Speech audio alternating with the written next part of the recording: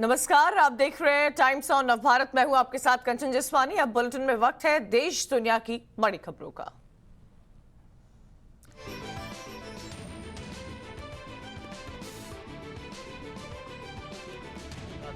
यह हादसा पायलट की गलती से हुआ था। विमान दुर्घटना जांच ब्यूरो यानी AAIB की रिपोर्ट के मुताबिक उतरने के दौरान दोनों पायलट ने SOP यानी तय नियमों का पालन नहीं किया था, जिसकी वजह से यह हादसा हुआ था।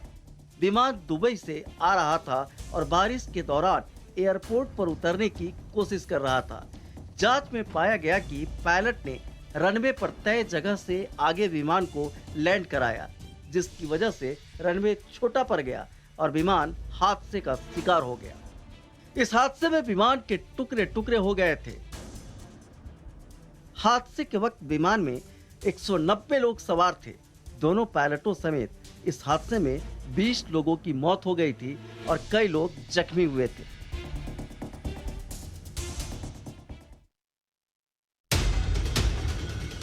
नीट की परीक्षा से ठीक एक दिन पहले राजस्थान में सीकर पुलिस ने नकल करवाने वाले एक गिरोह का पर्दाफाश किया है। पुलिस ने गिरोह के 11 सदस्यों को गिरफ्तार किया है।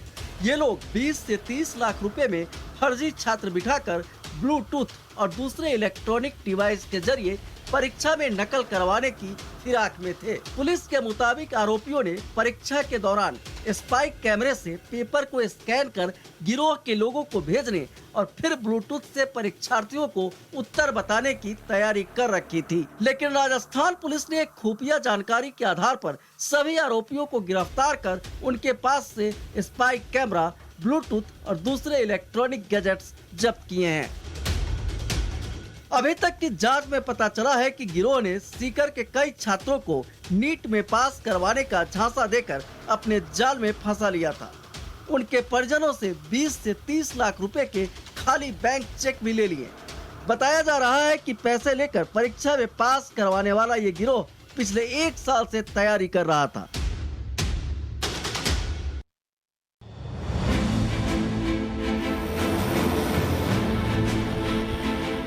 तेलंगाना में मेडिसिन फ्रॉम द स्काई यानी आसमान के रास्ते ड्रोन के जरिए दवा पहुंचाने की योजना की शुरुआत की गई है।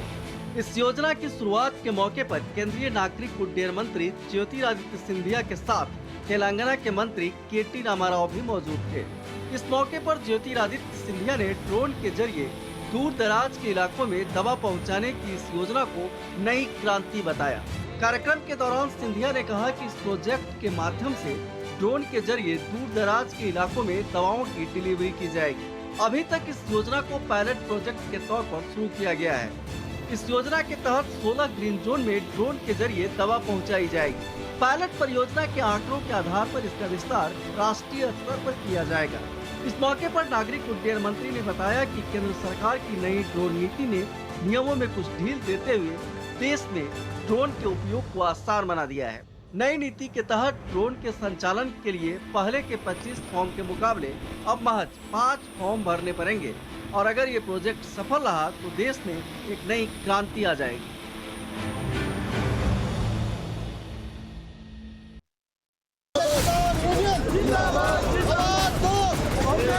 किसान और हरियाणा सरकार के बीच करनाल में हुए लाठीचार्ज का मुद्दा सुलझ गया है। खट्टर सरकार लाठीचार्ज की न्यायिक जांच और पीड़ित किसान के परिवार को नौकरी देने पर राजी हो गई है।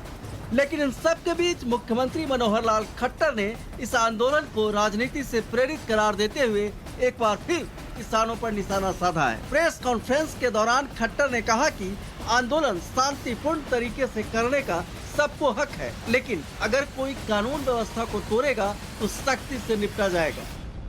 व्यापारी, किसान, विद्यार्थी या कोई और देश हित में काम करेगा, प्रदेश हित में काम करेगा, वो सम्मानित है। लेकिन यदि कोई भी व्यक्ति किसी व्यवस्था को तोड़ेगा, लॉ एंड ऑर्डर को तोड़ेगा, तो उस लॉ एंड ऑर्डर को मेंटेन करने के लिए सरकारों का काम, शासन का, प्रशासन का काम होता है। तो प्रशासन अपने तरीके से काम करती है। इसलिए जिन बातों को लेकर के वो बहुत बावेला मचाए हुए हैं, केवल पॉलिटिकल उनका हेतु है, उस पॉलिटिकल हेतु को इस तरीके से पूरा न करें। इतना ही नहीं, हरियाणा के मुख्यमंत्री ने किसानों के पिछले 9 महीनों से चल रहे आंदोलन के पीछे कांग्रेस का हाथ बताया है। खट्टर ने कांग्रेस को नसीहत दी है कि अगर किसानों का समर्थन करना है तो कांग्रेस किसानों के कंधे से बंदूक चलाने की बजाय सामने आकर बीजेपी से मुकाबला करे।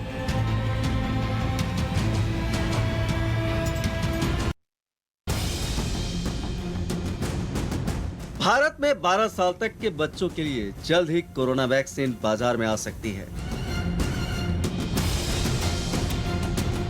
सूत्रों के मुताबिक बच्चों की वैक्सीन जैकोव डी अक्टूबर के पहले हफ्ते में बाजार में उतारी जा सकती है।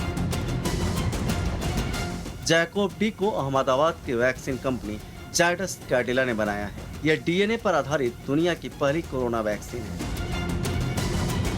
जायडस कैडिला की जैकोव डी कोरोना वैक्सीन को भारत में आपात इस्तेमाल की मंजूरी पहले ही मिल चुकी है।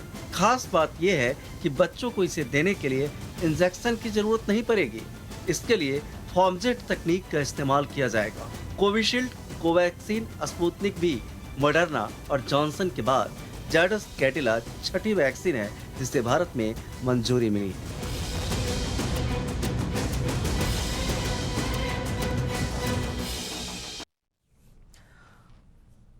और चलिए अब आपको बुलेटिन में दिखाते हैं राज्यों से जुड़ी अहम खबरों का।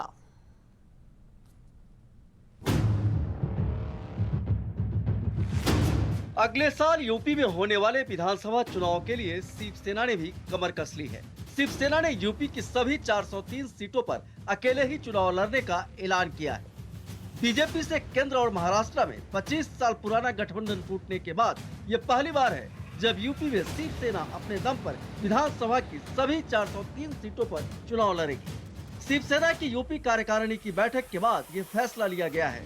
बैठक के बाद जारी बयान में यूपी में योगी सरकार के कार्यकाल को जंगल राज करार देते हुए शिवसेना ने कहा है कि सभी सीटों पर उम्मीदवार उतारकर बीजेपी को चुनाव में शिवसेना करारा सबक सिखाएगी। इसके साथ ही शिवसेना ने आरोप लगाया है कि बीजेपी की पिछली 4.5 सालों की सरकार में यूपी की कानून व्यवस्था पूरी तरह फेल हो गई है। यहाँ तक कि प्रदेश में बहन बेटियां भी सुरक्षित नहीं हैं। इतना ही नहीं, शिवसेना ने यूपी सरकार पर आरोप लगाया है कि यूपी में ब्राह्मणों के साथ गलत व्यवहार हो रहा है। इसके अलावा कोरोना काल में शवों को जलाने का साधन तक मुहैया नहीं करवा पाई सरकार।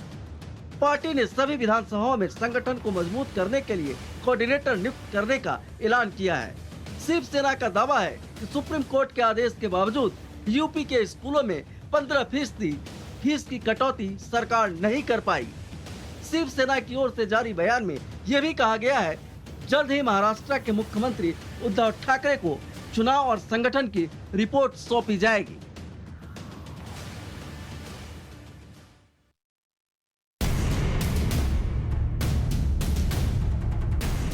मुंबई के साकीनाका में रेप की घटना के बाद महाराष्ट्र के मुख्यमंत्री उद्धव ठाकरे ने पुलिस गश्त बढ़ाने के निर्देश दिए हैं। मुख्यमंत्री उद्धव ठाकरे ने महिला के साथ बलात्कार की घटना को मानवता के लिए बड़ा अपमान करार दिया है। साथ ही कहा है कि मामले की सुनवाई फास्ट ट्रैक कोर्ट में होगी और रेप के दोषी को कड़ी से कड़ी सजा दिलवाई जाएगी। पुलिस अधिकारियों के साथ सुरक्षा की समीक्षा बैठक के बाद उद्धव ठाकरे ने इस मामले में अगले 1 महीने के अंदर चार्जशीट भी दाखिल करने के निर्देश दिए हैं। मुख्यमंत्री उद्धव ठाकरे ने साथ ही कहा है कि मुंबई शहर को सुरक्षित शहर के रूप में देखा जाता है। मुंबई शहर की ये छवि खराब ना हो, इसके लिए पुलिस को ज़्यादा से ज़्यादा सतर्कता बरतने की ज़रूरत है। उद्धव ठाकरे ने पुलिस अधिकारियों को शहर में पेट्रोलिंग बढ़ाने के निर्देश दिए हैं। साथ ही ऐसे हॉट स्पॉट को चिन्हित किए जाने को कहा है जहां पर महिला असुरक्षित हैं। 9 सितंबर को साकीनाका में 32 साल की महिला के साथ रेप का मामला सामने आया था। वारदात के बाद उस पर जानलेवा हमला भी किया था।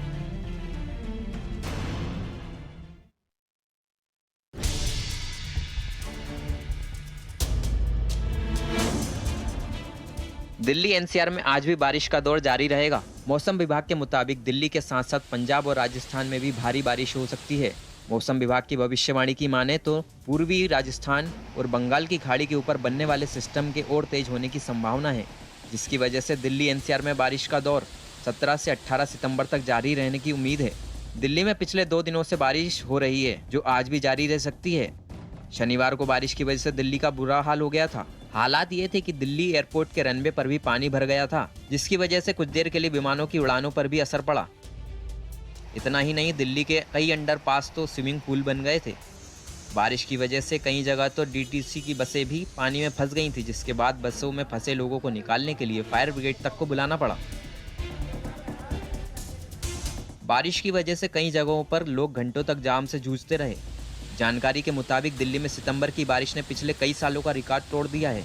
2010 के बाद पहली बार है जब दिल्ली में मानसून की बारिश ने 1000 मिलीमीटर का रिकॉर्ड तोड़ा है। पूर्व केंद्रीय मंत्री और एलजेपी के संस्थापक रामविलास पासवान की आज पहली बरसी है। रामविलास पासवान की पुण्यतिथि को मनाने के लिए पटना में कार्यक्रम का आयोजन किया गया है। कई विपक्षी नेताओं के साथ साथ चिराग पासवान के चाचा और केंद्रीय मंत्री पशुपति नाथ पारस भी इस कार्यक्रम में शामिल होंगे। रामविलास पासवान की मौत के बाद चाचा और भतीजे में राजनीतिक दूरी आ गई है और इन सब के बीच पहली बार होगा जब चाचा और भतीजे एक मंच पर एक साथ दिखाई देंगे। चिराग पासवान और पशुपति नाथ पारस के बीच पार्टी में वर्चस्व को लेकर लड़ाई चल रही है। माना जा रहा है कि रामविलास पासवान की पहली बरसी पर आपसी गिले शिकवे भूलकर पूरा परिवार अपनी एकता का संदेश देने का काम करेगा। चिराग पासवान खुद कार्यक्रम का निमंत्रण लेकर पशुपति नाथ पारस के घर पहुंचे थे, जिसके बाद पशुपति नाथ पारस ने कार्यक्रम में शामिल होने पर हामी भरी थी। हालांकि पारस पहले ही साफ कर चुके हैं कि चिराग से पारिवारिक रिश्ते अलग हैं और राजनीतिक मामले अलग हैं।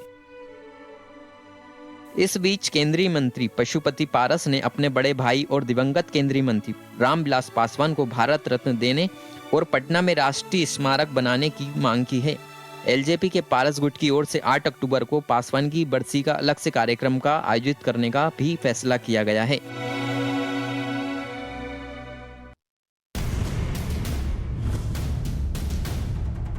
राजस्थान के टोंक जैन समुदाय की बस्तियों में पलायन के पोस्टर लगने के बाद से मामले ने सियासी रंग ले लिया है। मामला टोंक के मालापुर कस्बे का है, जहां पर जैन समुदाय की बस्तियों में मुस्लिम समुदाय के लोगों के घर खरीदे जाने के बाद जैन परिवार ने असुरक्षा की भावना जताते हुए पलायन की चेतावनी दी है। बस्ती में प्रधानमंत्री और मुख्यमंत्री के नाम से पोस्टर लगाए गए हैं, जिन पर लिखा हुआ है कि वो असुरक्षा के कारण पलायन करने को मजबूर है। साथ ही सरकार से सुरक्षा और रहने की व्यवस्था करने की अपील की है।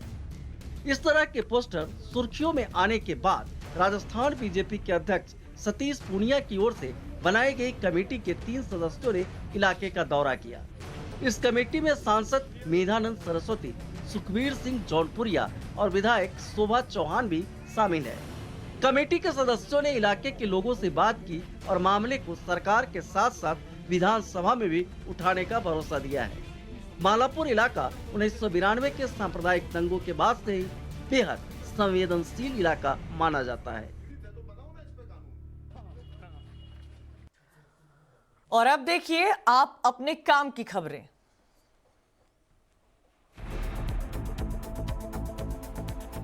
अगर आप अपनी कार में सीएनजी या पीएनजी का इस्तेमाल करते हैं तो ये खबर आपके लिए है, क्योंकि अब अक्टूबर महीने में आपकी जेब और ढीली हो सकती है। अक्टूबर में दिल्ली और मुंबई जैसे शहरों में सीएनजी और पीएनजी के दामों में 10 से 11% तक बढ़ सकते हैं। ब्रोकरेज कंपनी आईसीआईसीआई सिक्योरिटीज की एक रिपोर्ट में यह अनुमान लगाया गया है, जिसमें कहा गया है कि सरकार की तरफ से तय गैस के दाम करीब 76% बढ़ने वाले हैं, जिसका सीधा असर सीएनजी और पीएनजी की कीमतों पर पड़ेगा। बता दें कि सरकार हर 6 महीने में प्राकृतिक गैस के दामों की समीक्षा करती है और अगली समीक्षा 1 अक्टूबर को होनी है।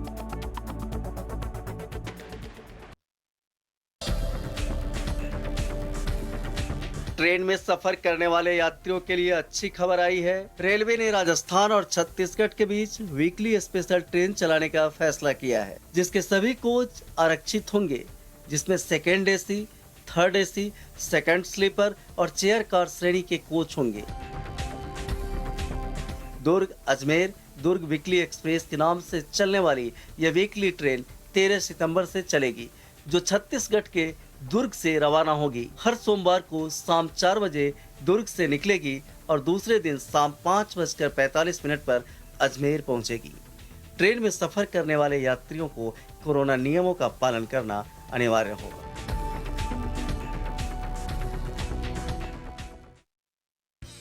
त्योहारी सीजन में खाने के तेल की बढ़ती कीमतों को कम करने के लिए मोदी सरकार ने बड़ा फैसला लिया है।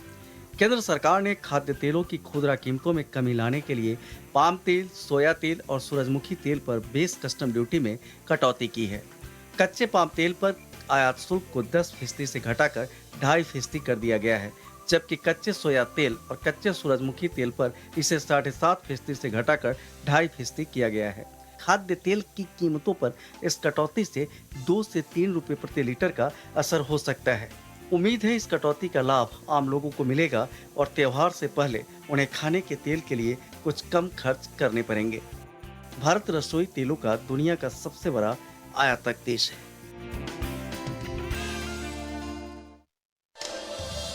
डिजिटल पेमेंट पर हाल के दिनों में काफी जोर दिया गया।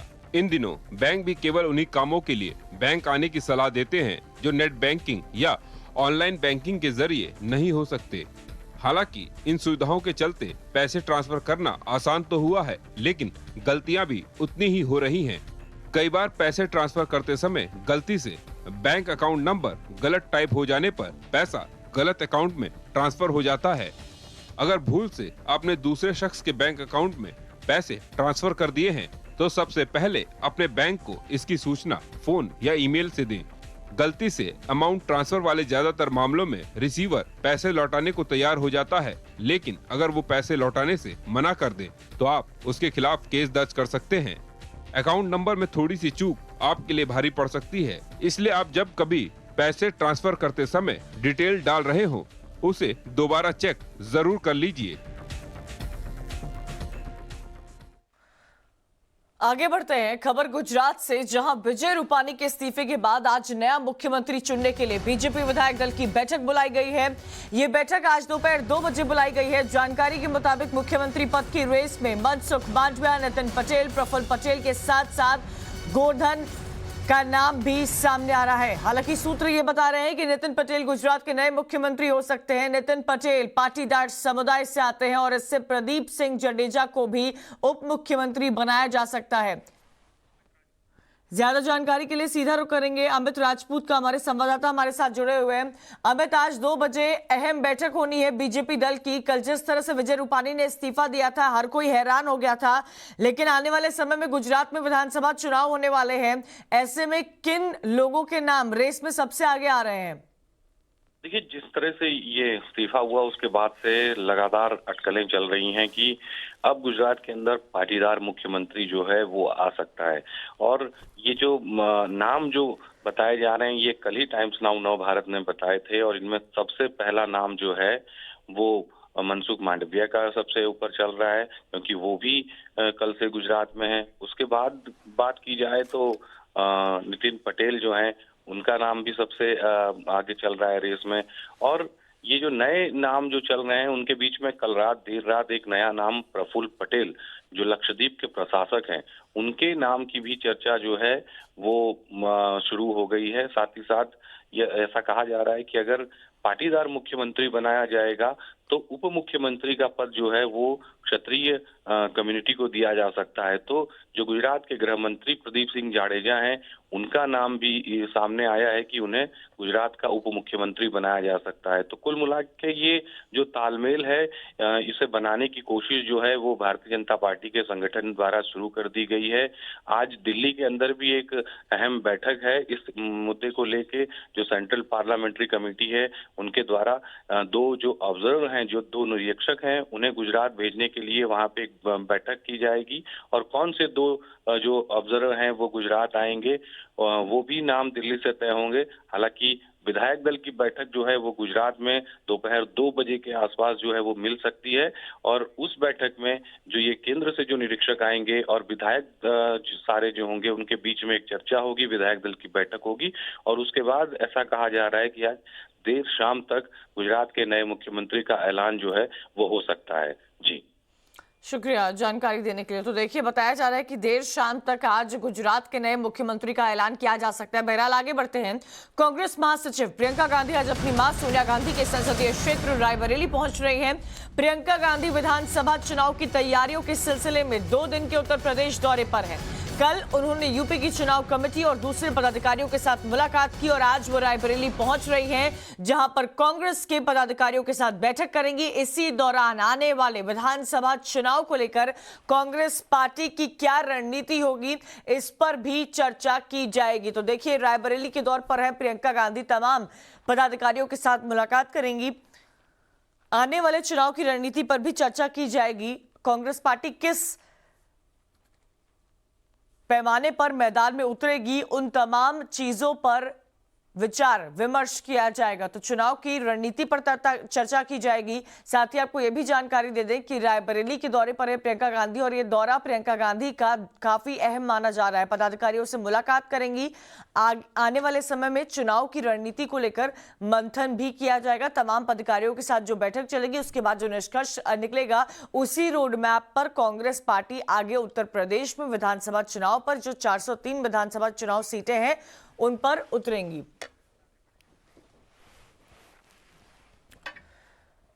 आगे बढ़ते हैं, अगली बड़ी खबर हिमाचल से आ रही है। शिमला के रामपुर में लैंडस्लाइड की वजह से नेशनल हाईवे 5 एक बार फिर बंद कर दिया गया है।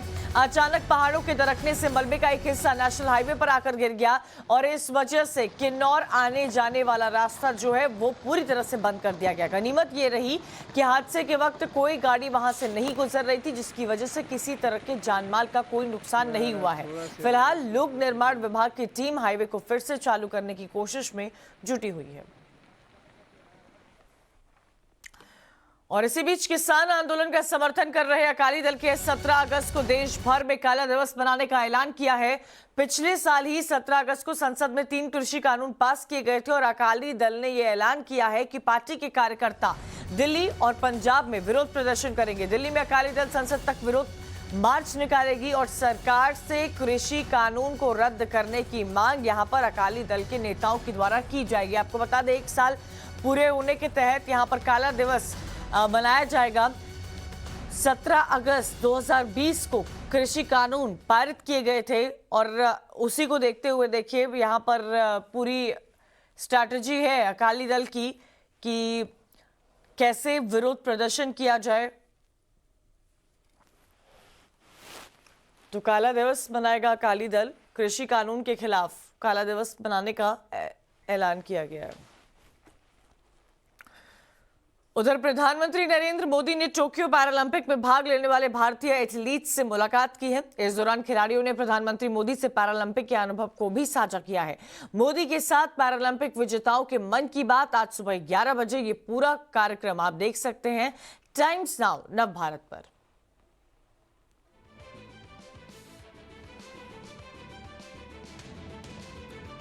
इसी के साथ इस बुलेटिन में इतना ही। तमाम खबरों के लिए आप देखते रहिए टाइम्स नाउ नव भारत।